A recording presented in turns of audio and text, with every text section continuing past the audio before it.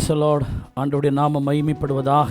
இந்த கால வேளையிலேயும் உங்களோடு கூட ஆண்டவருடைய வார்த்தையை பகிர்ந்து கொள்ளும்படி கர்த்தர் இந்த அடிமைக்கு தந்த கிருபை உள்ள சந்தர்ப்பத்திற்காக ஆண்டவரை ஸ்தோத்திரிக்கிறேன். காலைதோறும் அவருடைய கிருபைகள் புதியது இல்லையா? காலையிலே அவர் நமக்கு சகாயம் பண்ணுகிற தேவன். ஒவ்வொரு அதிகாலை நேரத்திலையும் ஸ்தோத்திரிக்கிறோம். மன்னா பொழிகப்படுகிற ஒரு நேரம் ஸ்தோத்திரம். புல்லின் மேல் பனி இறங்குவது போல என் வசனம் உங்கள் மேல் இறங்கும் என்று கர்த்தர் சொன்னார். ஒரு அருமையான காலை நேரத்திலே கர்த்தர் நம்மை கொண்டு வந்திருக்கிறார். காண செய்யும்படி கர்த்தர் கிருபை செய்திருக்கிறார். Praise the Lord. ஹல்லேலூயா. இந்த காலை ஆராதனையிலே உங்களை பார்க்கிறதிலே நான் மிகவும் மகிழ்ச்சி அடைகிறேன். ஆண்டவருடைய நாமம் மகிமைப்படுவதாக. Price the Lord. எல்லா சின்ன பிள்ளைங்க பெரியவங்க எல்லாரும் நம்முடைய கண்களை மூடி ஹல்லேலூயா. இதில் அதிகமாய் நேசிக்கிற நல்ல பிதாவே, இந்த நல்ல அருமையான நேரத்திற்காய் நன்றி செலுத்துகிறோம் ஆண்டவரே.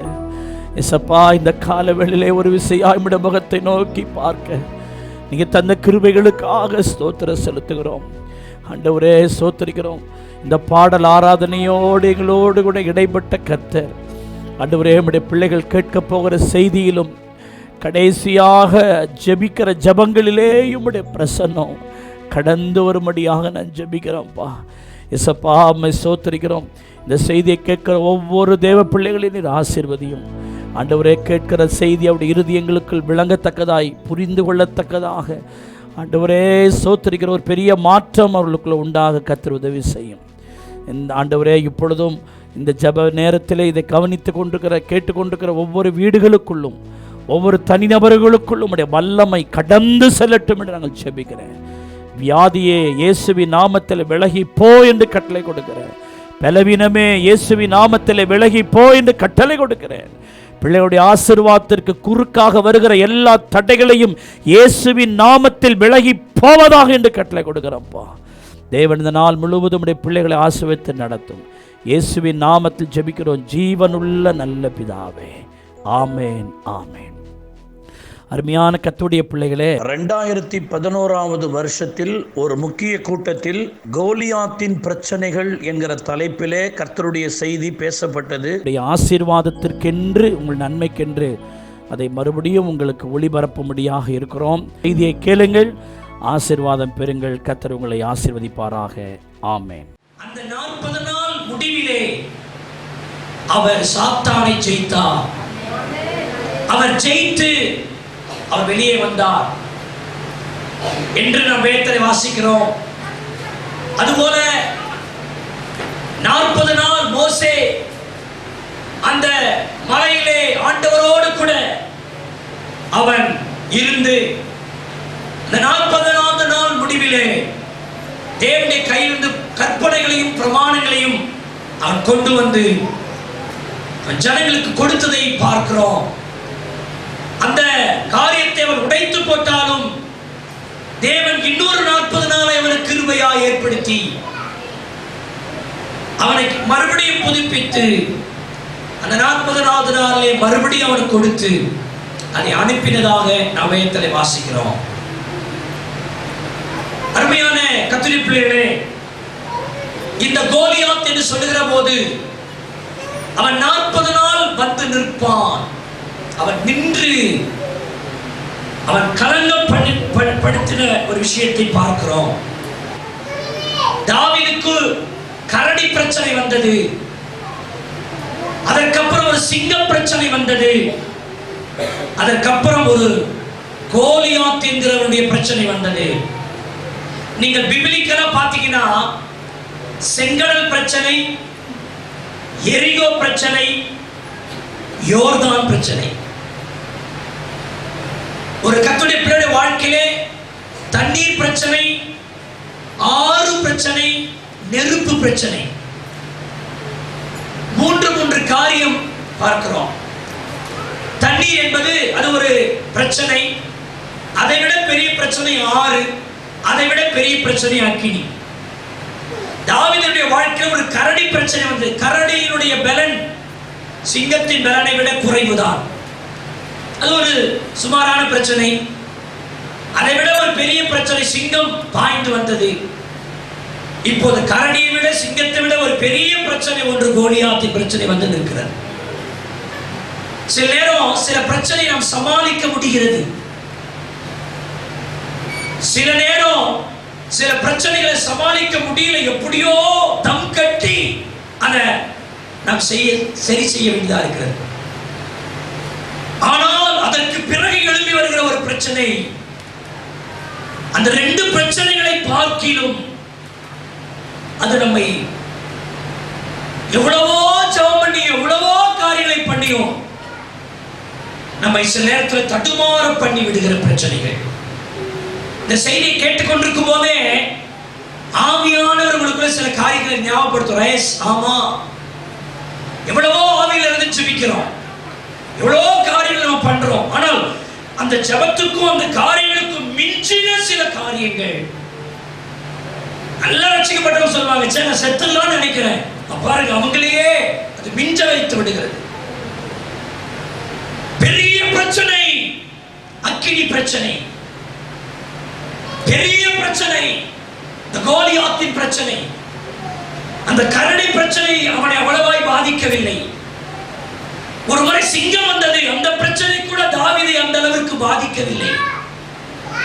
ஆனால் ஒரு கோலியாத்தின் பிரச்சனை தாவீதை அதிகமாய் பாதித்தது. இன்றைக்கும் சொல்லுகிறேன், நான் ஆண்டவருடைய சமூகத்தினத்தை கதறி அழுதது அப்படித்தான். ஆண்டவரே, 40 நாளில் சபை மக்கள் நம்முடைய ஆலயத்தில் வந்து ஜெபித்திருக்கிறார்கள். 40 நாள் சபையில வேலையில் நடந்து கொண்டிருக்கும் போது யார் வருகிறார்கள், யார் ஜெபம் நடத்துகிறார்கள் என்பதையெல்லாம் நான் கவனித்துக் கொண்டு உள்ளத்துக்குள்ளே குமரிக்கொண்டு, ஆண்டவரே, இவ்வளவு வேலைகளை விட்டுவிட்டு நேரங்களை ஒதுக்கி என்னுடைய ஜனங்கள் வந்து தேவ சமூகத்தில் வந்து ஜெபிக்கிறார்கள் ஐயா, விடமாட்டேன் உம்மை. என் ஜனத்தை நீ ஆசீர்வதிக்கவே வேண்டும், அவர்கள் குடும்பத்தை நீ கட்டாயம் ஆசீர்வதிக்க வேண்டும். எது அவர்களால் திமிர முடியாத பிரச்சனைகளா இருக்கிறதோ, எது அவர்களால் மிஞ்ச முடியாத பிரச்சனையா இருக்கிறதோ, இயேசுவின் நாமத்தினாலே அவைகளில் இருந்து விடுதலை தரத்தான் வேண்டும். இன்றைக்கு எத்தனை பேர் நீங்க விசுவாசிக்கிறீங்க? அருமையானவர்களே, நான் சொல்றேன், கரடி பிரச்சனை அல்ல, சிங்கத்தின் பிரச்சனை அல்ல, என் தேவ ஜனங்களுக்கு கோலியாத்தின் பிரச்சனைகளை. எல்லாரும் கையை தட்டுறீங்களா? வாயை திறந்தீங்களா?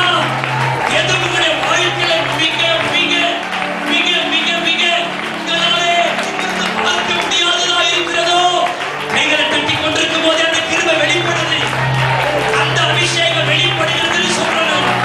கொஞ்ச நேரம் எல்லாரும் கைகளை தட்டி அபிஷேகத்தை கொஞ்சம் நிறைச்சு எல்லாரும் நிறைய பார்க்க அந்த அபிஷேகத்துல பேசுங்க.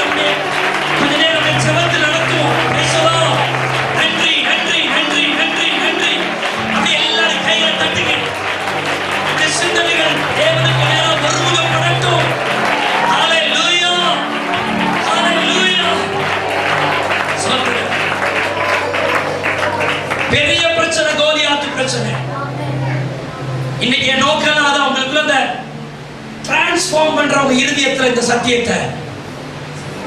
சில விஷயத்தை நீங்க ஜெயிப்பீங்க, சில விஷயத்தை ரொம்ப கஷ்டப்பட்டு ஜெயிப்பீங்க, சில விஷயத்தை ஜெயிக்க முடியாது. சோத்திரம்.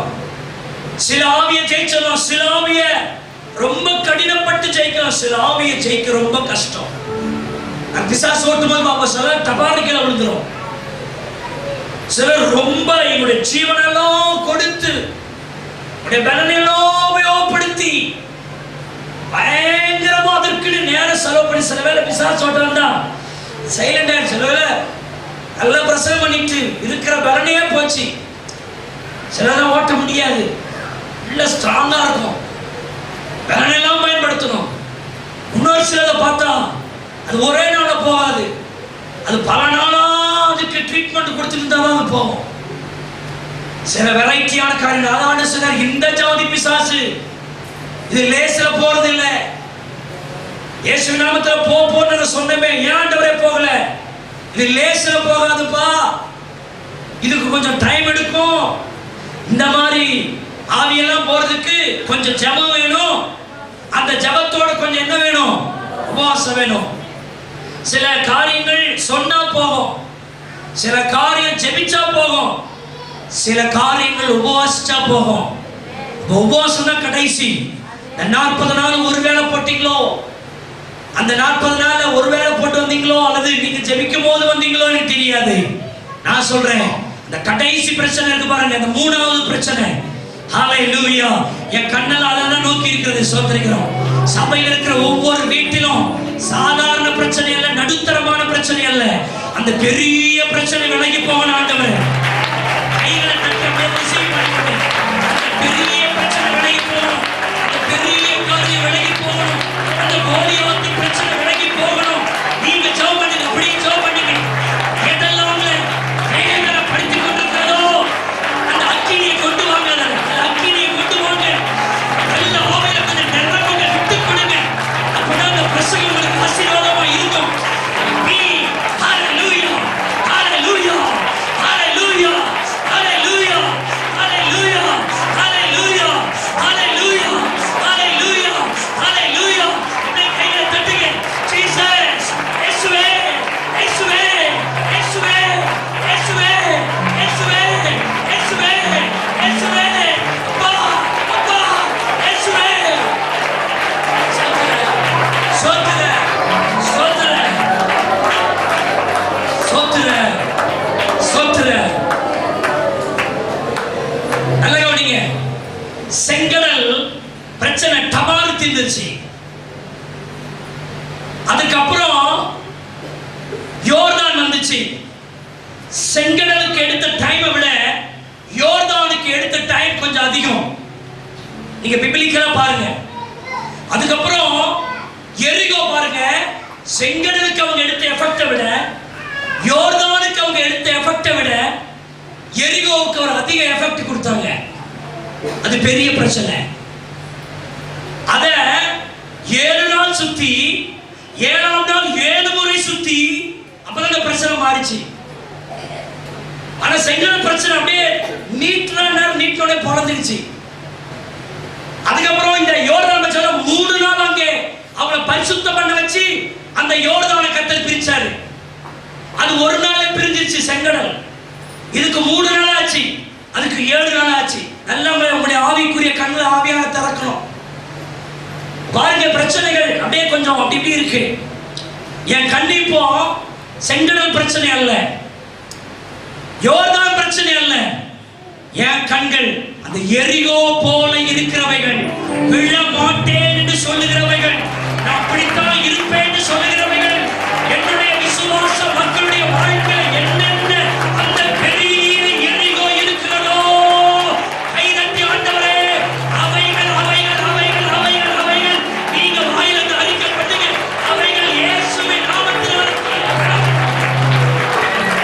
நன்றி ஆண்டவரே, நன்றி ஆண்டவரே. என் நோக்கம் அதுதான். நான் அதை உங்களுக்கு சொல்லுகிறேன். தேவனுடைய பிள்ளையை எல்லா பிரச்சனையும் ஒன்றல்ல, எல்லாவற்றுக்கும் ஒரே மாதிரியான காரியங்கள் அல்ல. எதுக்கு 40 நாள் உங்களை வர வைக்கிறோம்? சும்மாவா? சில வேளை நினைப்பீங்க, என்ன பாஸ்டர் இப்படி போட்டு வாங்க வாங்கன்னு சொல்லி ரொம்ப பண்றாரே அப்படின்னு நினைக்கலாம். சார், நான் உங்களுடைய வாழ்க்கையிலே இருக்கிற அந்த எரிகோவை மையமாக வைத்து, உங்கள் வாழ்க்கையில இருக்கிற அந்த நெருப்பு பிரச்சனையை மையமாக வைத்து, உங்கள் வாழ்க்கையில இருக்கிற அந்த கோலியாத்தின் பிரச்சனையை மையமாக வைத்துதான் நாங்கள் உங்களை சிரமப்படுத்தி வரவேற்கிறோம். நீ சிரமப்பட்டு வந்தால் சிரமம் இல்லாத நன்மைகளை உங்களுக்கு தருவதற்கு நான் பிரசங்கிக்கிற இயேசு கிறிஸ்து வல்லமை நிறைந்தவராயிருக்கிறார். நல்லா புரிந்து கொள்ளணும். நீங்க இப்ப ஏன் நீங்க அந்த 40 நாள் நீங்க எடுக்கிற அந்த எஃபெக்டை வச்சுதான் தேவன் அந்த மூலதனமா பயன்படுத்தி பெரிய பிரச்சனையை போட்டு உடைப்பாரு. உங்க ஜெபம் குறைவா இருந்தால் அது சிறிய பிரச்சனைகளுக்கு மாத்திரமே போதுமானதா இருக்கும். அதுக்கு அடுத்த பிரச்சனை, அதுக்கு அடுத்த பிரச்சனைகள் உங்களுடைய வாழ்க்கையில் நீங்காமல் இருக்கும். அப்போ சில ஆட்கள் மத்தியில் சில காரியங்கள் கேட்டவனே கிடைக்குது. சில பெரிய காரியங்கள் அவர் பல நாளா கேட்டு அப்படியே அந்த ஸ்டாப்பிங்ல காரணம் அதுக்குரிய எஃபெக்ட் நம்ம கொடுக்கல. எரிகோ மதில் கீழே விழணும். 1 நாள் சுத்தினா போதாது, 7 நாள் சுத்தினா போதாது. 7 நாள் 7 முறை சுத்தி அந்த 7ஆவது முறை சுத்தும் போதுதான் அலங்கமெல்லாம் கீழே கீழே விழுந்தது. நம்ம எடுக்கிற காரியம் ரொம்ப முக்கியம். இதெல்லாம் ஆவியானவர். இப்போ நான் இங்க வரும்போது இதெல்லாம் ப்ரிப்பேர் பண்ணிட்டு வரல. இந்த விஷயத்துல நான் இந்த விஷயத்துல இப்படி பிரிச்சு சொல்றேன், இது என்னுடைய குறிப்புகளிலே இல்லை, இது இந்த பீடத்திலே உங்களோட கர்த்தர் பேசிட்டு இருக்கிறார். இந்த காரியத்தை நான் நல்ல தெளிவா உணர்றேன், நான் ரொம்ப தெளிவா உணர்றேன். இது என் குறிப்பேட்டில் இல்லை, ஆண்டவர் உங்களோடு பேசுகிறார் என்பதை என்னுடைய உள்ளே ஆழமாக நான் ரொம்ப நிச்சயமாக இந்த விஷயத்தை சொல்கிறேன். ஆகவே நான் இன்னும் ஒரு சில நிமிடங்கள் கொடுக்க விரும்புகிறேன். எல்லாருக்கும் கைகளை தட்டி, ஆண்டவரே நீ தந்த இந்த வெளிப்பாட்டுக்காக நன்றி. வாலிப தம்பி, வாலிப தங்கச்சி, பெரிய ஐயா, இந்த பால்கனில் இருக்கிறவங்க எல்லாம் கொஞ்சம் நேரமாக ஆவை நன்றி. ஆண்டவரே இந்த காரியத்தை வெளிப்படுத்தி தாய் சொல்றேன். உங்களுடைய வாழ்க்கையை காரியங்களை பாருங்கள். பிரச்சனைகள் மாற வேண்டும். நிறைய காரியம் இருக்கு. கோலியாத்துடைய காரியம் அப்படின்னு சொல்லி வரும்போது கரடி வந்தது. சொல்ற கரடி வந்தது, கர்த்தர் பாதுகாத்த, ஜெயிச்ச. ஒரு சிங்கம் வந்தது, ஜெயிச்ச. அந்த தேவன் இந்த கோலியாத்தை ஜெயிக்க எனக்கு உதவி செய்வார். இவன் அனுப்ப இவன் மேல ரொம்ப சந்தேகமா இருந்தாலும் இது சொன்ன உடனே சவுல் ராஜா சொன்னான். அப்பொழுது சவுல் தாவீதை பார்த்து, போ, கர்த்தர் உன்னுடனே இருப்பார். இன்னைக்கு வந்திருக்கிறவங்க நான் தீர்க்கதரிசனமா சொல்றேன், இந்த ஜெபத்தை முடிச்சிட்டு போ, கர்த்தர் உங்களோடு கூட இருப்பார். ஜெபத்தை முடித்து போங்க, கர்த்தர் உங்களோடு கூட இருப்பார். உங்கள் குடும்பங்களோடு கூட இருப்பார். உங்கள் பிள்ளைகளோடு கூட இருப்பார். போ, உன்னை அனுப்புகிறது நான் அல்லவா, உன்னை அனுப்புகிறது நான் அல்லவா, போ, கர்த்தர் உங்களோடு கூட இருப்பார். அதுக்கு முன்னாடி வரைக்கும் ரொம்ப டேடி சின்ன பையன் உன்னால முடியாது, அவனோ சிறு வயது முதல் யுத்த வீரன் என்னமோ சொல்லி இவனை ஆஃப் பண்ண பார்க்கிறான். ஆனா இவன் ஒரு வார்த்தை சொன்னா பாருங்க, கரடியை ஜெயிச்ச, சிங்கத்தை ஜெயிச்ச, அதை ஜெயிச்சவன் இதை ஜெயிக்க உதவி செய்வான்னு சொன்ன உடனே சவுல் ராஜாவுக்கு அடுத்து பேச முடியல. சொன்னான், போ, கர்த்தர் உன்னோட இருப்பான். இன்னைக்கு நான் சொல்லுகிறேன், உங்களுடைய வாழ்க்கையிலே, உங்கள் வாழ்க்கையிலே தேவன் நின்று அநேக காரியங்களை ஜெயிக்க உதவி செய்தார். நீ இந்த ஜெபத்தை கனப்படுத்தின உண்மையானால் நான் சொல்ல, ஆவியானவர் சொல்ல, போ, கர்த்தர் உன்னோட இருப்பார். ஹல்லேலூயா. போ என்று சொல்லுகிறவர் வானத்திலும் பூமியிலும் சகல அதிகாரம் உடையவர்.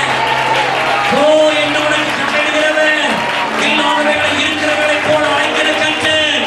போ என்று சொல்லுகிறவர், எல்லாவற்றையும் செய்யும்படி உனக்கு சத்துவத்தையும் திராணியும் தருகிறவர்.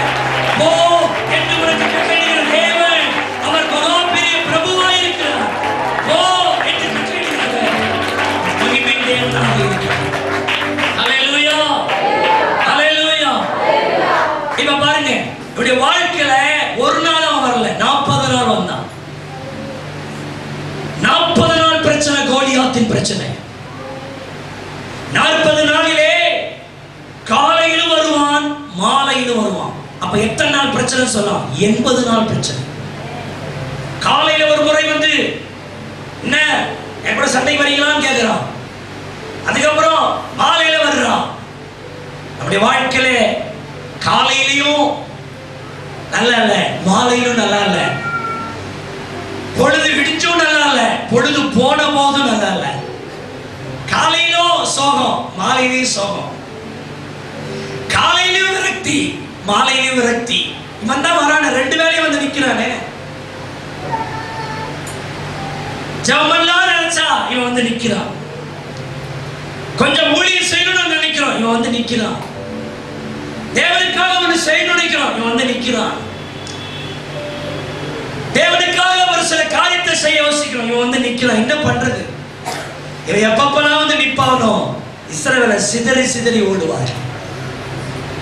எப்போ வருவானோ, கோலியாத் எப்போ வருவானோன்னு தெரியாம சில குடிகார கணவரை உடையவங்களா இருப்பாங்க. அவங்க சொல்லுவாங்க, அவர் எப்போ வருவாருன்னு தெரியல, அவர் அங்கே வர ஆரம்பிச்சுட்டாரு, தண்ணி போட்டு தள்ளாடிதாலே வர ஆரம்பிச்சுட்டாருன்னா அங்க வீட்டில் இருக்கிற மனைவி பிள்ளைகள் செதறி ஓடுவாங்க. என்ன சொல்லுவானோ, என்ன பண்ணுவாரோ தெரியல. தட்டு பறக்குமா, கரண்டி பறக்குமா தெரியல. கர்த்தர் அந்த மாதிரி குடும்பத்தை நான் பல குடும்பத்தை பார்த்திருக்கிறேன். தேவனுடைய பிள்ளை இப்படி பல பிரச்சனைகள், கடன்காரன் எப்போ வருவான்னு தெரியல, வியாதி எப்போ வரும்னு தெரியல, எப்போ வந்து நிக்கும்னு தெரியல. இப்ப நல்லா இருக்கிற அடுத்த நிமிஷம் எந்த வியாதி வந்து எனக்கு முன்னாடி வந்து நிக்குமோ, எந்த கடன்காரன் வந்து நிப்பானோ, எந்த துர்ச்செய்தி வந்து எனக்கு முன்னாடி வந்து நிக்குமோ, இன்னைக்கு நான் நல்லா இருக்கிறேன், நாளைக்கு அது வந்து எனக்கு நின்று என்ன பயமுறுத்துமோ எனக்கு தெரியல. அன்றைக்கு இஸ்ரவேல் ஜனங்க அப்படிதான் பயந்துட்டு இருந்தாங்க. அவன் வரும்போது ஜனங்களுடைய இருதயம் தண்ணீரை போல ஓடுமா. ஒவ்வொரு நாளும் சமாதானமே இல்லை, சந்தோஷமே இல்லை. கர்த்தர் அவனுக்கு ஒரு 40வது நாளில் முடிவு நாள் வச்சிருந்தார். நான் சொல்றேன், அன்றைக்கு அந்த ஜனங்களுடைய நீண்ட நாள் நெடிய நாள் பிரச்சனைக்கு ஒரு நாளை கர்த்தர் முடிவு நாளாய் உண்டாக்க கூடுமானா, இங்கே கூடி வந்திருக்கிற உன் பிரச்சனை 3 வருஷ பிரச்சனையா இருக்கலாம், ஒரு வாரம் வருட பிரச்சனையா இருக்கலாம், 80 நாள் பிரச்சனையா இருக்கலாம், 40 ஆண்டு பிரச்சனையா இருக்கலாம், 30 வருஷ பிரச்சனையா இருக்கலாம், 80 பிரச்சனையா இருக்கலாம், 40 பிரச்சனை கூட இருக்கலாம். நான் சேவிக்கிற நான் என்னை ஆட்கொண்டிருக்கிற நம்ம எல்லாரையும் ஆட்கொண்டிருக்கிற சர்வ வல்லமை உள்ள தேவன், அது எவ்வளவு நாள் பிரச்சனையோ அது நமக்கு முக்கியம் அல்ல. அவர் தமது அக்கினியை கொண்டு வந்து அந்த பிரச்சனைகளின் மேல் அவர் விடுவாரானால் அவைகள் எல்லாம் தெரிப்புண்டு போகப்படுகிறதற்கு அவருக்கு ஏராளமான வல்லமை. ஹல்லேலூயா, ஹல்லேலூயா. ஒரு 10 குறிப்பை நான் வேகமா சொல்லி முடிக்கிற பாருங்க. 10 நாள் 10 காரியம். 1 சாமுவேல் 17வது அதிகாரம் 18வது வசனம். அவன் வந்து நின்று இஸ்ரவேல் சேனைகளை பார்த்து சத்தமிட்டு, நீங்கள் யுத்தத்துக்கு அணிவகுத்து நிற்கிறது என்ன? நான் பெலிஸ்தியன் அல்லவா? நீங்கள் சவுலின் சேவகன் அல்லவா? உங்களில் ஒருவனை தெரிந்து கொண்டு அவன் என்னிடத்தில் வரட்டும், நான் பெலிஸ்தியன் அல்லவா? முதல் குறிப்பு, கோலியாத்தின் பிரச்சனை பிரதிநிதித்துவ பிரச்சனை. It is the representative problem. இவன் கோலியாத் என்கிற ஒரு மனுஷன் வந்து நிற்கிறான், ஆனால் அவன் பெலிஸ்தியருடைய பிரதிநிதியாய் வந்து நிற்கிறான். கவனியுங்கள், இவன் சொல்றான், நான் பெலிஸ்தியருடைய பிரதிநிதியா வந்து நான் நிற்கிறேன், உங்களிலே ஒரு பிரதிநிதியை கொண்டு வந்து எனக்கு நிறுத்து. பெரிய பிரச்சனை, பிரதிநிதித்துவ பிரச்சனை. ஒரு ஆவி வந்து உங்க குடும்பத்தை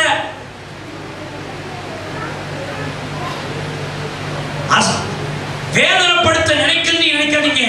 அது ஒரு பெரிய ஆவியின் பிரதிநிதித்துவமாக அங்க வந்திருக்கு. ஒரு இருள், அது இன்னொரு இருளின் பிரதிநிதித்துவமா தான் வரும். நரகத்தின் பிரதிநிதித்துவம் நம்முடைய வாழ்க்கையில வரும். பாவத்தின் பிரதிநிதித்துவம் வந்து நமக்கு வந்து நிற்கும். ஒரு பிரச்சனை, கோலியாத்தின் பிரச்சனை எப்படின்னா, கோலியாத் என்கிற அந்த பிரச்சனை, அதுக்கு பின்னாடி ஒரு பெரிய சேனையே இருக்கும். அதான் பவர், அது பிரதிநிதித்துவ பிரச்சனை.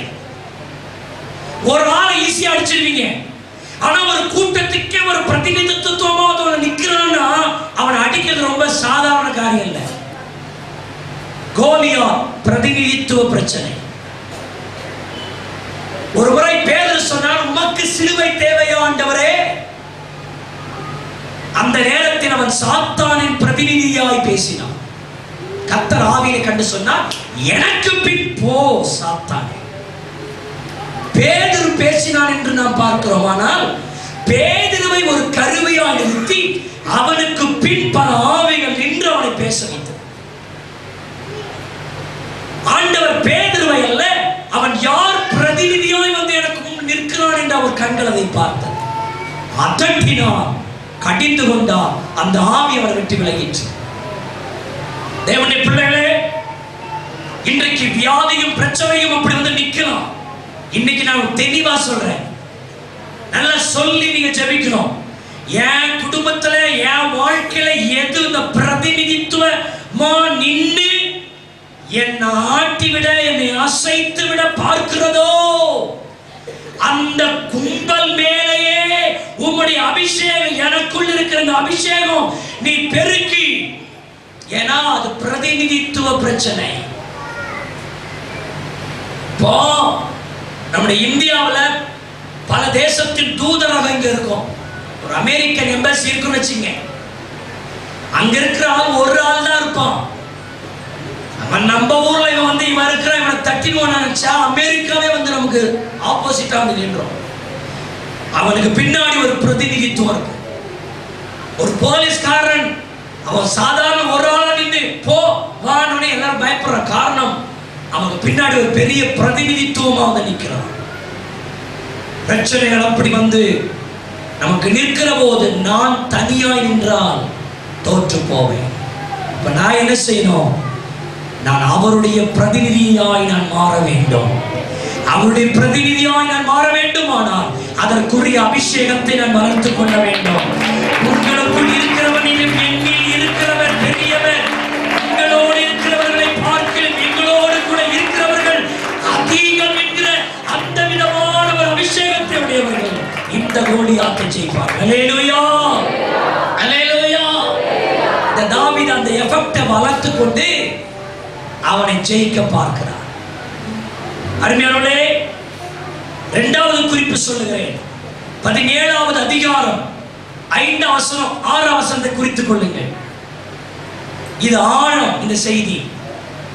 கோலியாத்தை பாருங்களேன், அவனுடைய ஃபுல் ட்ரெஸ்ஸும் வெங்கலத்திலேயே போட்டு வந்து நிற்கிறான்.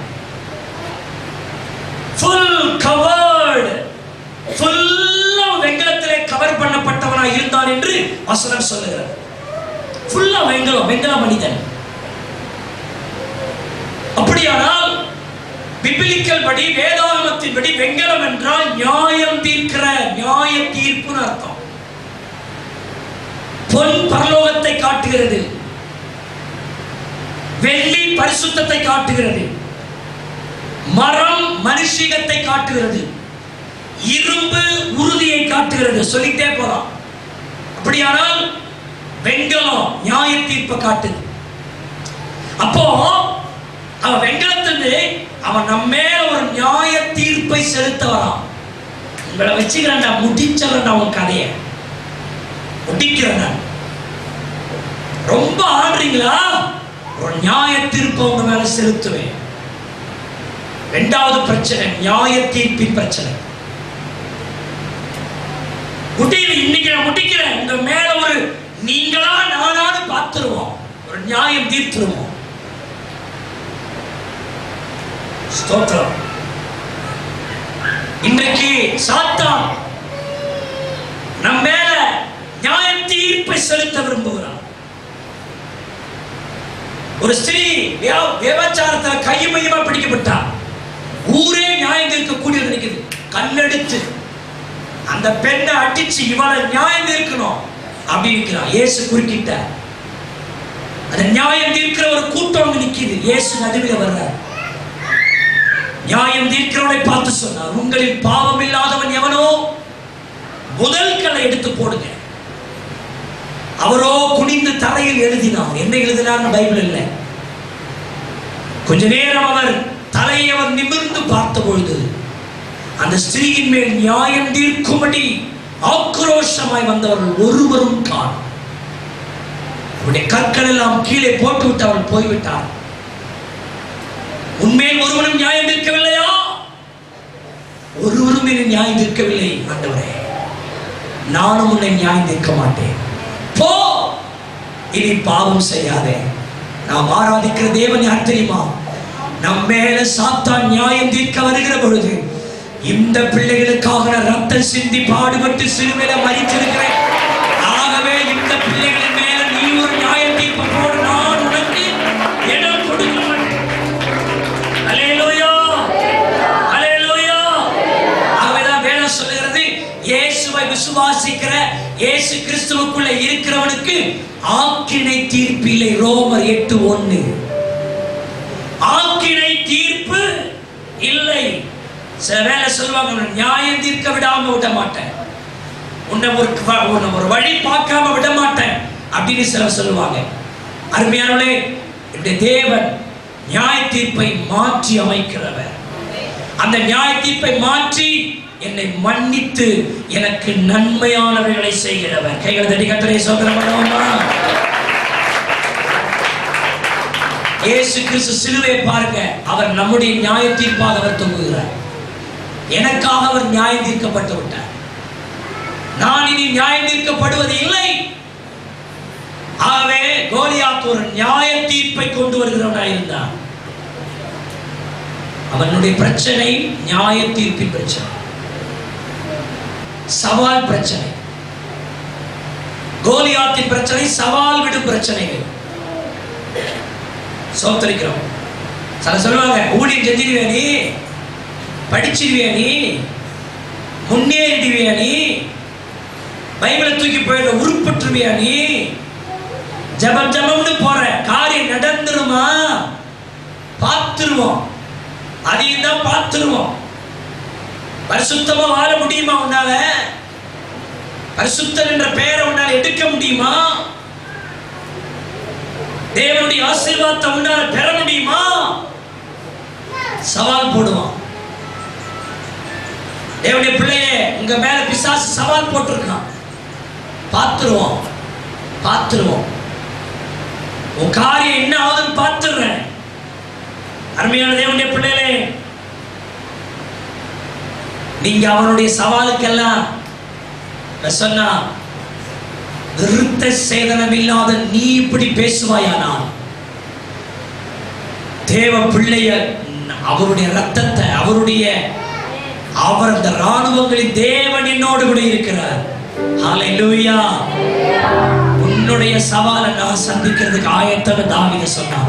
அந்த தாவீதின் தேவன் இன்று நம்மோடு கூட இருக்கிறார். கைகளை தட்டி கர்த்தரை ஸ்தோத்திரம். ஹல்லேலூயா.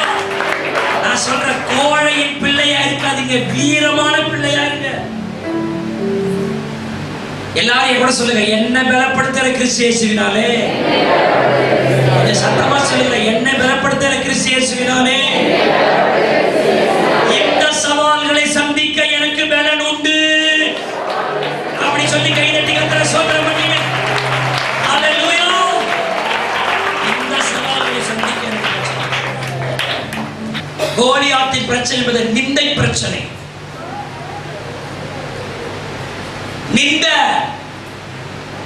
வெள்ளப்படவை கட்டிட்டா நிந்த. என்ன வீட்டுக்கார செத்தா விட்டாரு, இவங்க கோயில் வருவாங்க, உலகம் நிந்திக்கும். இயேசுவை இயேசு இயேசுன்னு போறியா?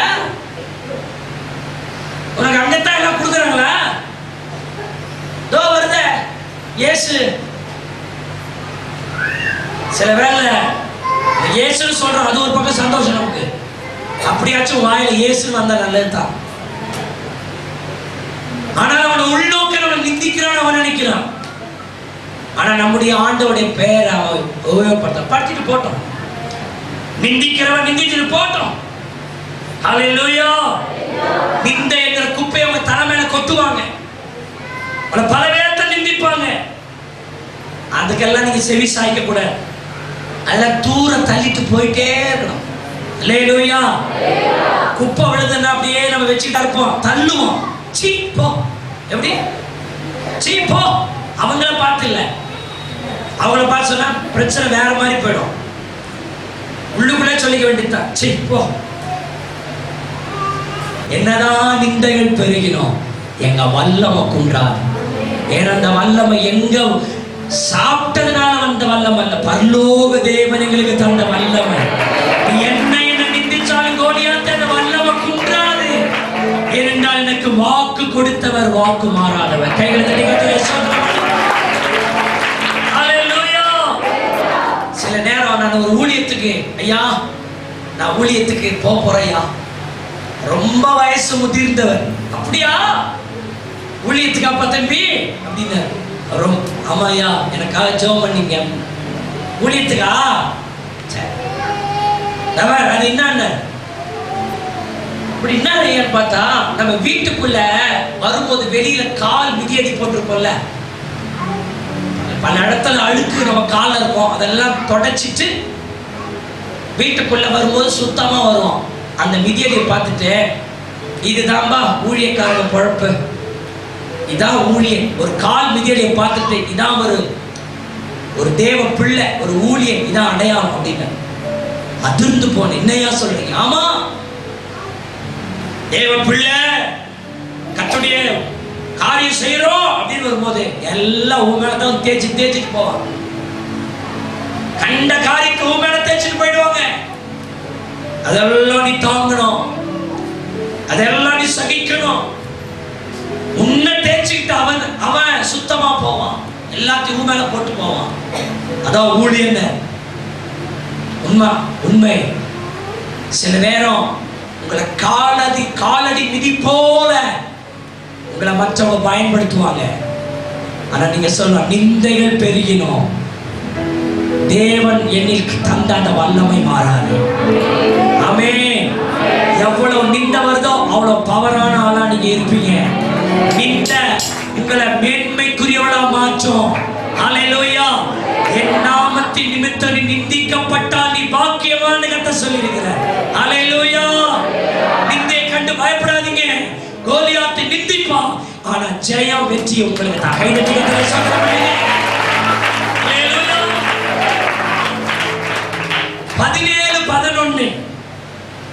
17:11 ஸ்தோத்திரம். சவுலும் இஸ்ரவேல் அனைவரும் அந்த பெலிஸ்தருடைய வார்த்தைகளை கேட்டு கலங்கி மிகவும் என்ன செஞ்சாங்க? பயமுறுத்தும் பிரச்சனை, கோலியாத்தின் பிரச்சனை. அவ்வளவுதான், முடிஞ்சிடும், அவ்வளவுதான், அவன் காரியமே அவ்வளவுதான். பயந்தா ஊழியம் செய்ய முடியாது, பயந்தா கிறிஸ்தவனா இருக்க முடியாது, பயந்தா தேவ சித்தத்தை செய்ய முடியாது, பயந்தா தேவ பிள்ளையாவே வாழ முடியாது. ஐயோ புருஷன் திட்டுவாரோ ஜெபம் பண்ணா, ஐயோ கோயிலுக்கு போனா அவர் பண்ணுவாரோ இவர் பண்ணுவாரோன்ட்டு எல்லாத்துக்குமே நீங்க பயந்துட்டு இருந்தீங்கன்னா தேவ காரியத்தில் வாழ முடியாது. புருஷனா மனைவியா இருந்து புருஷனுக்கு என்னென்ன கடமைகளை செய்யணுமோ உங்க கடமைகளை செய்கிறதுல நீ தவறக்கூடாது. அதே நேரம் ஆவிக்குரிய காரியங்களுக்கு உடைய கடமைகள் சரியாய் செய்து மற்ற ஆவிக்குரிய காரியங்களை பயம் இல்லாம செய்யணும். பயப்படக்கூடாது. பயப்படுவது கோலியாத்தின் காரியம். பயந்தா அவன் ஜெயிச்சிருவான். பயப்படாம இருந்தா நாம ஜெயிப்போம். பயந்தா கோலியாத்துக்கு ஜெயம், பயப்படனா இயேசுவுக்கு ஜெயம். ஹல்லேலூயா.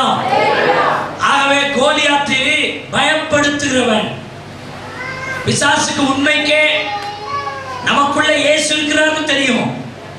இயேசு நமக்குள்ள இருந்து அந்த வல்லமையை அவிழ்த்து விட்டோம்னா கோலியாத்து துட்டக்கான துணியக்கான ஓடுவான்னு தெரியும். அப்ப அவன் என்ன செய்வான்? உங்களை தனியால ஆக்கணும், அப்பதான் அவன் ஜெயிப்பான். அப்ப உங்களை தனியால ஆக்கணும்னா உங்களுக்குள்ள பயத்தை கொடுத்து அந்த பயத்தை நிமித்தமாக உங்களுக்குள்ள இருக்கிற இயேசு விலகி போகி அது நிமித்தம் நீங்க தனிமையா மாறி அது நிமித்தம் அவன் உங்களை ஆட்கொள்வான். இதுதான் அவனுடைய தந்திரம். அப்ப உங்களை பயப்படுத்தணும்.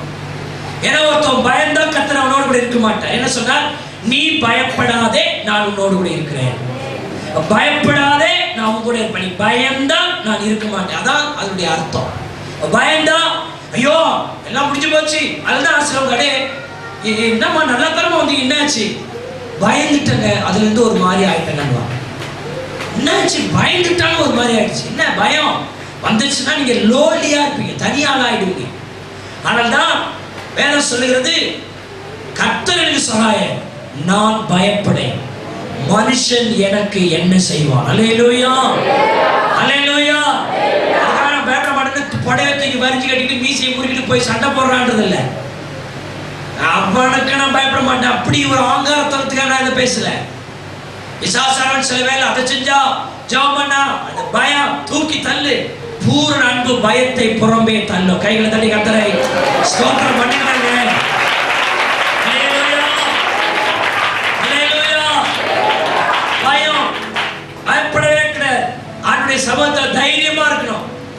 ஒருவேளை சில கட்டி வரும், ஒருவேளை அந்த கட்டியா இருக்குமோ? எந்த கட்டி? அந்த கட்டியா, அம்மா சொல்ற கேன்சர் கட்டியா இருக்குமோ, அந்த கட்டியா இருக்குமோ, அந்த கட்டியா இருக்குமோ. நான் எந்த கட்டிமா? அந்த கட்டியா இருக்குமோ, இதெல்லாம் பயம்.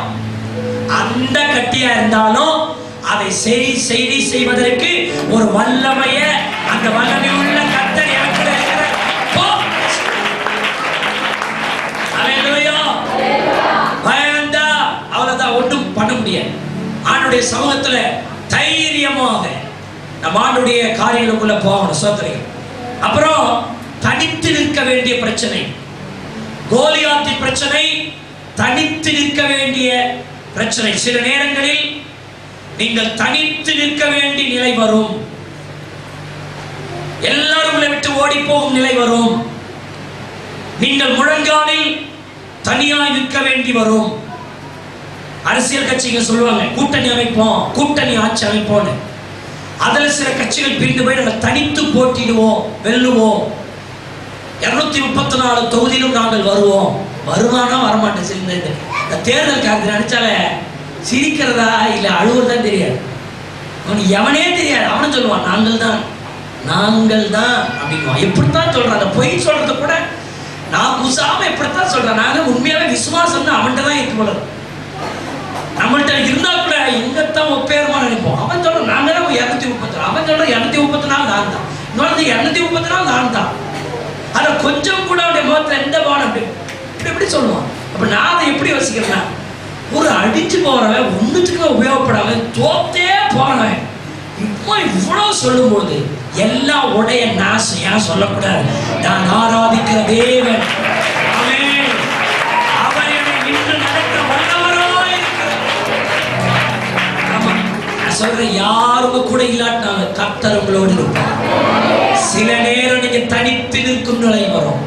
யாக்கோப்பு தன்னந்தனியா, யாப்போக்கு என்ற ஆற்றுக்கரையிலே தன்னந்தனியாய் முழங்கால் படிட்டு, தேவனே நீர் என்னை ஆசீர்வதித்தால் ஒழிய உம்மை விடமாட்டேன் என்று தான் ஒருவனாய் என்று போராடி தேவனின் ஆசீர்வாதத்தை யாக்கோபு பெற்றான். கைகளை தட்டி கர்த்தரை ஸ்தோத்திரம் பண்ணுங்க. ஹல்லேலூயா. இயேசு தனித்து நின்றார். சில நேரத்துல நீங்க முழங்கால தனித்து நில்லுங்க. சில ஆட்கள்லாம் எல்லாம் ஜாப் பண்ணுங்க இது போய் தூங்க போவோம். நீ நில்லு, தனியா நில்லு. நான் திரும்ப திரும்ப சொல்றேன், ஒரு ரட்சிக்கப்பட்டவன் தனியா நின்னா அவன் கூட இஸ்ரவேலின் ராணுவமே கூட இருக்கும்.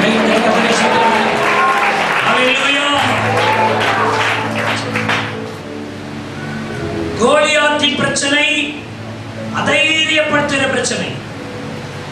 சில ஆட்கள் இவனும் வாழ மாட்டான், இன்னொருத்தனும் வாழ விட மாட்டான். இவனும் ஜெபிக்க மாட்டான், இன்னொருத்தனும் ஜெபிக்க விட மாட்டான்.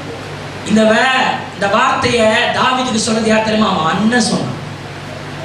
அப்படின்னா அவனுடைய மூத்தவன், முதிர்ந்தவன், அவனை விட பெரியவன் சொல்றான் சின்னவனை பார்த்து, என்னடா என்ன உன்னை அவங்க வர சொன்னான்? ஆடு 6 வருஷத்துல விட்டு வந்த போடா வந்துட்டான். நாங்களாம் இல்ல தெரியாத, நாங்களே இங்க நடிக்கிட்டு நிற்கிறோம். அந்த கோலியாத்தை பார்த்து நீ நம்ம பெரிய நிக்கிற நீ. சில சொல்லும் முதிர்ந்த விசுவாசி சொல்லலாம், தேவன் 50 வருஷமா சபைக்கு வரேன், 30 வருஷமா வரேன், என்ன ஓவரா ஜெபம் பண்ற, அங்க ஊழி இங்க ஊழின்ற, விழுந்துருவ, ரொம்ப ஜாக்கிரதையா முடிவு பண்ணு, அப்படி இப்படின்னு மூத்ததே நமக்கு சில வேலை பிரச்சனையா வந்து நிற்கும். அது வந்து நம்மளை தைரியப்படுத்தும். நாங்களாம் ஓடி பார்த்தோம், என்ன நடக்கும் தெரியுமில்ல அப்படின்னு சொல்லி தங்களுடைய அனுபவத்தை சொல்லி நல்லா ஓடுறவங்களுக்கு கெடுக்க பார்ப்பாங்க. அருமையான தேவனுடைய பிள்ளைய, தாவீது அதுக்கெல்லாம் மசியில. இங்க நின்னாதானே இவன் பேசுறான்னு சொல்லிட்டு அவனை விட்டுட்டு வேற இடத்துக்கு போயிட்டான். தேவனுடைய பிள்ளைகளே, சில நேரங்கள் நமக்கு முதிர்ந்தவங்களே நம்மளை வந்து தைரியப்படுத்துவாங்க. அந்த பர்த்திமை குருடன் சத்தம் போட்ட போது சீஷர்கள் தான் அதட்டினாங்க. யார் வந்து இயேசு கிறிஸ்துவை கொண்டு வரணும் அவங்களே அதட்டுறாங்க. சத்தம் போடாத, போதகர் போகிறார். முன்னில் அதிகமாய் அவன் சத்தம் விட்டான். கர்த்தர் நின்றார். ஆமென். அவன் வாழ்க்கையில கர்த்தர் நின்றார். அந்த சம்பவம் ரொம்ப பிடிக்கும். இவன் கத்தனா, போதகர் போறார், கம்னு அவர் போயிட்டே தான் இருக்கு. இவன் அந்த வார்த்தை கேட்டோன்னு, தாவீதின் குமாரனே சொல்றது, கர்த்தர் நின்றார். கைகளை தட்டி கர்த்தரை ஸ்தோத்திரம் பண்ணுவோம். ஹல்லேலூயா. இன்னைக்கு நான் சொல்றேன், தீர்க்கதரிசனமா சொல்றேன், தேவனுடைய பிள்ளையே நீ தைரியமாயிரு. கர்த்தர் உனக்காக நின்று உன் பக்கமாய் வந்து அவருடைய வாழ்க்கை பெரிய நன்மைகளை தந்து உன்னை அவர் நடத்துவார். விசுவாசிக்கிறவங்க கைகளை தட்டி கர்த்தரை ஸ்தோத்திரம். 17:42 அசட்டை பிரச்சனை. 17:42 வாசிங்க, எடுத்து வாசிங்க. பெலிஸ்தர் சுற்றி பார்த்து தாவீதை கண்டு அவன் இளைஞனும் சௌந்தரியமான ரூபமான சிவந்த மேனி உள்ளவனாய் இருந்தபடியினால் அவனை அசட்டை பண்ணினான். அசட்டை பிரச்சனை, அசட்டை பண்ண இவன் வந்து என்ன பண்ண போறான்? அன்னாளை பெரினால் அசட்டை பண்ணிடுது போல. இயேசுக்கு 53 அசட்டை பண்ணப்பட்டவ. உலகம் அசட்டை பண்ணும். நீங்க உங்களுக்கு உள்ள இருக்கிற கிருபையை உலகம் பார்க்க, உங்களுக்குள்ள நீங்க எவ்வளவு கட்டப்பட்டிருக்கீங்க பார்க்க அசட்டையா பார்த்துருவாங்க. நான் சொல்றேன், அவங்களை அசட்டை பண்ணினாலும் உங்களை அசட்டை பண்ணாதவர் உங்களோடு கூட இருக்கிறார். ஹல்லேலூயா. உன்னை நீதிமான் என்று அழைக்கிறவர் உன்னோடு கூட இருக்கிறார். நீ என் பிள்ளை பயப்படாதன்னு சொல்றவர் உன் கூட இருக்கிறாரு. உன்னை ராஜாவா பார்க்கிற இயேசு இருக்கிறாரு. ஆமென். ஹல்லேலூயா. உன்னை புதிதும் கூர்மையுமான எந்திரமாக்குவேன் என்று சொல்றார். யாக்கோபு என்ற பூச்சியே, இஸ்ரவேல் என்ற சிறுகூட்டமே, அப்படி இருக்கிற ஆளை அவர் சொல்றாரு, உன்னை புதிதும் கூர்மையும் நல்ல பற்களுள்ள எந்திரமாய் மாற்றுவேன். நீ மலைகளை நொறுக்கி போடுவாய். ஆமென். ஹல்லேலூயா. யாராவது அசட்டை பண்ணலாம், தைரியமா இருங்க. 9வது குறிப்பு 17:43 அது சாப பிரச்சனை. இவன் தான் தன்னுடைய அந்நிய தேவனுடைய நாமத்தை சொல்லி தாவீதை சபிச்சான். தேவ பிள்ளையே, நீ என்ன நாயா? நான் கேட்கிறேன், என்ன நாய் நினைச்சிட்டு தடி எடுத்து வந்திருக்க? நானும் தான் சொல்லியிருப்பேன், நாய் மட்டும் இல்லை, நீ பேய்டானி இருப்ப. சோத்திரம். என்ன நாய் நினைச்சிட்டியா? தடி எடுத்துட்டு வரியா? என்ன அடிக்க தடி எடுத்துட்டு நீ வருவியா? உன்னை சபிக்கிறப்பா. என்னுடைய பிள்ளையை நான் எச்சரிப்பா சில விஷயத்தை சொல்றேன். அவன் அந்நிய தேவனுடைய பேரை சொல்லி சபிச்சான். தேவனுடைய பிள்ளையே, ரொம்ப ஜாக்கிரதையா இரு. உன் வீட்டில் வருகிற யார் வருகிறார்கள் பாரு. சில நேரம் சிலவங்க வீட்டுக்கு வரும்போது நான் தெய்வீக வெளிப்போடுன்னு சொல்றேன். சிலவங்களுடைய வீட்டில் வளர்ச்சியை பார்த்து அப்படின்னுவாங்க. நல்லா கவனிங்க. உங்க வீட்டில் நீங்க வளர்ச்சி இருக்கிற காரியம், நீங்க உயர்ந்திருக்கிற காரியம் இது தெரியாது. அப்படியே இழுத்து, நான் ரொம்ப சீரியஸா பேசுறேன், இழுத்து அப்படியே விடுவாங்க. அது அந்த அந்நிய தெய்வத்தை இழுத்து உங்க வீட்டுக்குள்ள அதை அனுப்புறதுக்கு சமானம். அப்படியே ரிலீஸ் பண்ணுவாங்க. நம்மளை விட வாழ்ந்துச்சாலே அப்படின்னு பாருங்க. அது அந்த அந்நிய தேவர்களை இழுத்து உங்க வீட்டுக்குள்ள அனுப்புற மாதிரி அது அதனுடைய அனுபவம். அது தெரியல. தேவனுடைய பிள்ளையை சில வேளையில் சிலர் அப்படி உங்களுடைய வீடுகளிலே, உங்களுடைய வாழ்க்கையிலே, நீங்கள் அறியாத விதங்களிலே இலைமறை காயாக சில காரியம் நடக்கும். அப்படியே அவங்க அப்படியே இழுக்கிறது, அப்படியே ரிலீஸ் பண்ணும்போது அப்படியே உங்களே நாசமா போவாங்க அப்படின்ற மாதிரி அதுக்கு அர்த்தம். ஒரு வீட்டுக்கு வராங்க, நல்லா இருக்கே பெரியமா, நல்லா இருக்கே சித்தி, நல்லா இருக்கேமான்னு தான் சொல்லுவாங்க. அவ்வளவுதான். இதெல்லாம் சைலண்ட் டிராப்பா முடிஞ்சிடும். நல்லா தான் இருந்த, ஏன் பட்டு வியாதி வந்துட்டு, ஏன் வந்துட்டு ஒருத்தன் இழுத்து விட்டுட்டு போயிட்டா, அவ்வளவுதான். ஒருத்தன் இழுத்தா விட்டான், அதுல இருந்து அது நமக்கு தெரியவே தெரியாது. நான் சொல்றேன், உடைய வீடுகளை எப்பொழுதும் அந்த இயேசு கிறிஸ்துவோட ரத்தத்தை கொண்டு, ஹல்லேலூயா, நீங்க வந்து அசால்ட்டா இருக்கணும். நான் தேவனுடைய பிள்ளை, அவருடைய ரத்தம் பூசப்பட்டிருக்கிறது, தேவனுடைய பிள்ளையை சும்மா ரத்தம்னு சொன்னா போதாது. அந்த ரத்தத்துக்குள்ள நீ இருக்கணும். அந்த ரத்தத்தை நீ விசுவாசிக்கணும். அந்த ரத்தத்தை உன் இருதயத்தில் நீ மதிப்பு கொடுக்கணும். ஹல்லேலூயா, ஹல்லேலூயா. அந்த ரத்தத்தை நீ அறிக்கை பண்ணணும். எனக்குள்ள இருக்கிற இயேசு பெரியவர், எந்த சாபமும் என் பிள்ளைகளை என்ன தொட்ட முடியாதுன்னு சொல்லணும். ஹல்லேலூயா. நீங்க பிசாச தேவ நாமத்தை கொண்டு, தேவனுடைய வார்த்தையை கொண்டு நீங்க சபிக்கணும். மனுஷர்களை தான் சபிக்க கூடாது, ஆனா பிசாச நீங்க சபிக்கலாம். சபிக்கப்பட்டவனே பிசாசு தான் சொல்லணும். நீங்க வீட்டுக்காரனை சபிக்கப்பட்டவனேன்னு சொல்லக்கூடாது. மனைவியை போய் சபிக்கப்பட்டவனேன்னு சொல்லக்கூடாது. பிள்ளைகளை போய் உருப்படாம போவியே அப்படின்னு சொல்லக்கூடாது.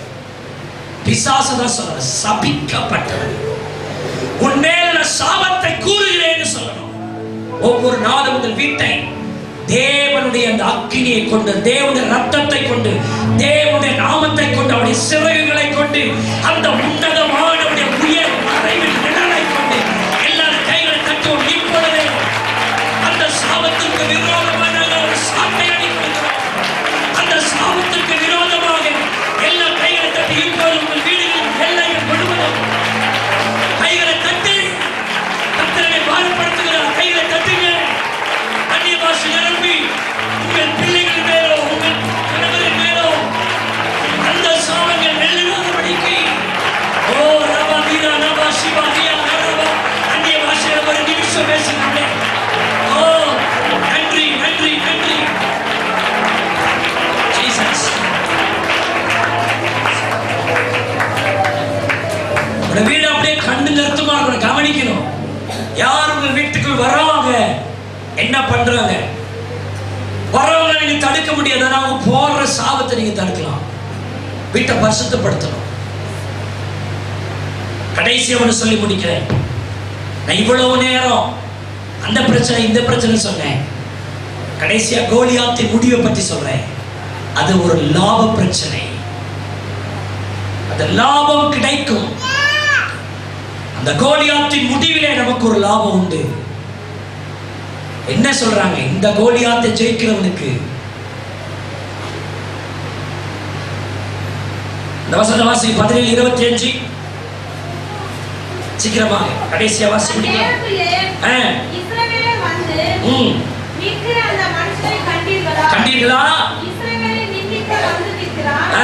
இவனை கொல்லுகிறவன் எவனோ அவனை ராஜா மிகவும் ஐஸ்வர்யவான். ராஜா என்ன ஆகிடுவார்? அவங்கள ஐஸ்வர்யவானாக்கி அவனுக்கு தம்முடைய குமாரத்தியை தந்து. இத குமாரத்தி எதுன்னே அப்போ கல்யாணம் பண்ணவங்களும் எங்களுக்கு ஒரு குமாரத்தி வருமோ? ராஜகுமாரத்தி. உங்க மனைவிய ராஜகுமாரத்தி மாதிரி ஆக்குவார். கல்யாணம் பண்ணாதவங்களுக்கு ராஜகுமாரத்தியா கொண்டு வருவார். அப்புறம் அவருடைய முழு குடும்பத்திற்கும் சர்வ மானியம் கிடைக்கும். தாவீதின் அப்பா அம்மா அவன் பிள்ளைகளுக்கெல்லாம் என்ன மானியம் கிடைக்கும்? சர்வ மானியம் கிடைக்கும். கவர்மெண்டோடைய மானியம் கிடைக்கும். யாரை ஜெயிச்சா? கோலியாத்தை ஜெயிச்சா. இன்றைக்கு கர்த்தர் உங்களை ஐஸ்வர்யவானாய் மாற்றி, ஒரு புருஷனா இருக்கட்டும் மனைவியா இருக்கட்டும், அவர் கணிதருகிற திராட்சை கொடியை போல, ராஜாத்தியை போல, ராஜகுமாரனை போல கர்த்தருடைய வீடுகளில் இருக்கிற ஆட்களை மாற்றி பரலோகத்திலிருந்து சர்வ மானியம் உங்களுக்கு கிடைக்கும்படி, இந்த உலக கவர்மெண்ட் மானியம் கொடுக்குதோ கொடுக்கலையோ, இன்னைக்கு நான் தேர்தலமா சொல்றேன், இந்த கோலியாத்தை ஜெயிக்கிறவங்களுக்கு பரலோகத்திலிருந்து சர்வ மானியம் கிடைக்கும். விசுவாசிக்கிறவங்க கைகள் தட்டி கர்த்தரை சொல்ற சர்வ மானியம் மானியம். ஹல்லேலூயா, ஹல்லேலூயா. எல்லாரும் கைகள் தட்டி இந்த கோலியாத்தை ஜெயிக்கிறதுனால எங்களுக்கு ஒரு நன்மை உண்டு. இந்த ஜபத்துக்கு பிறகு எங்களுக்கு ஒரு நன்மை உண்டு. கர்த்தர் உங்களை ஐஸ்வர்யமாய் மாற்றுவாராக. தேவன் உங்களை ஆசீர்வதிப்பாராக. பரலோகத்தின் சர்வ மானியமும் உங்களுக்கும் உங்கள் பிள்ளைகளுக்கும் கிடைப்பதாக. வானத்தின்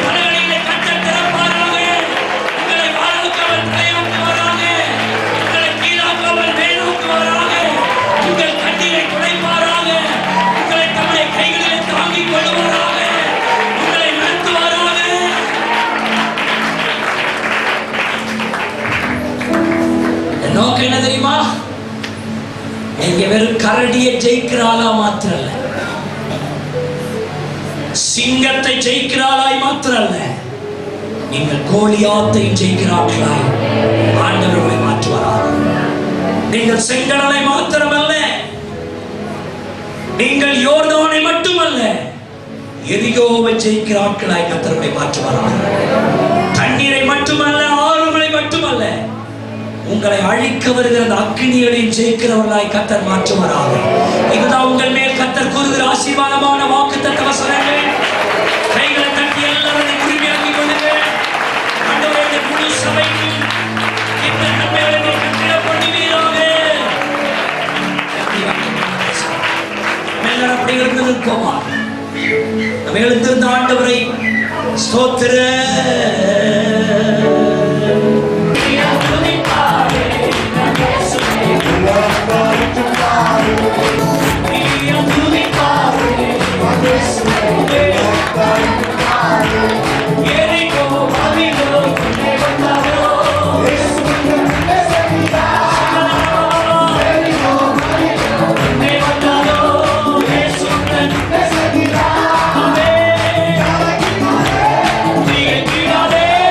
Amen.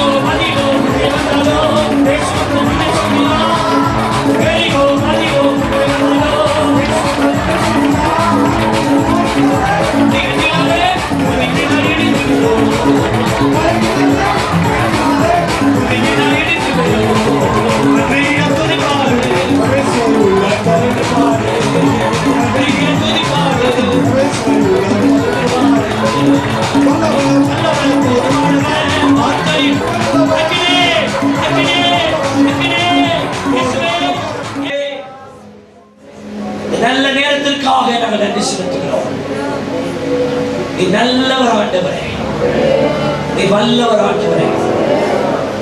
தொடர்ந்து உடைய நாமத்தை நடுவில் மகிமைப்படுத்துவதற்காக நன்றி. நீ பேசின கிருபை உள்ள வார்த்தைகளுக்காக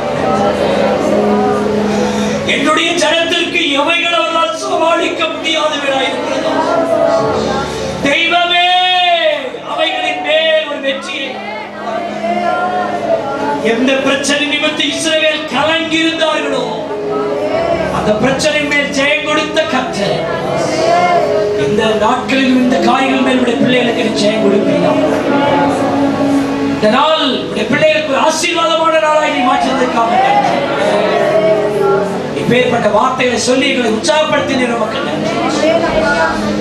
இயேசுவின் ரத்தம் ஜெயம், இயேசுவின் நாமத்தில் ஜெபிக்கிறோம் நல்ல பிதாவே. ஆமென், ஆமென். நம்முடைய கர்த்தராகிய இயேசு கிறிஸ்துவின் கிருபையும் பிதாவாகிய தேவனுடைய அன்பும் பரிசுத்த ஆவியானவருடைய அந்நிய ஐக்கியம், சிநேகம், வேண்டத்தல், பாதுகாப்பு, பராமரிப்பு இன்றும் என்றும் சதா நாட்கள் கிறிஸ்துவின் வருகை பரியந்தமும் நம் அனைவரோடு கூட இருப்பதாக. ஆமென். நம்ம எல்லாரும் சேர்ந்து சொல்லுவோம். என் ஆத்துமாவே கர்த்தரை சோத்திரி, என் முழு உள்ளமே பரிசுத்த நாமத்தை சோத்திரி. என் ஆத்துமாவே கர்த்தரை சோத்திரி, அவர் செய்த சகல உபகாரங்களையும் மறவாதே. அவர் என் அக்கிரமங்கள் எல்லாம் மன்னித்து என் நோய்களை எல்லாம் குணமாக்கி என் பிராணனை அழிவுக்கு விலக்கி மீட்டு கிருபையினாலும் இரக்கங்களினாலும் முடிசூட்டி நன்மையினால் என் வாயை திருப்தியாக்கி கழுக்கு சமானமாய் திரும்ப என் வயதை வால வயது போல் ஆக்குகிறார். அல்லேலூயா, அல்லேலூயா. கர்த்தர் உங்களை ஆசீர்வதிப்பாராக. ஆமென், ஆமென்.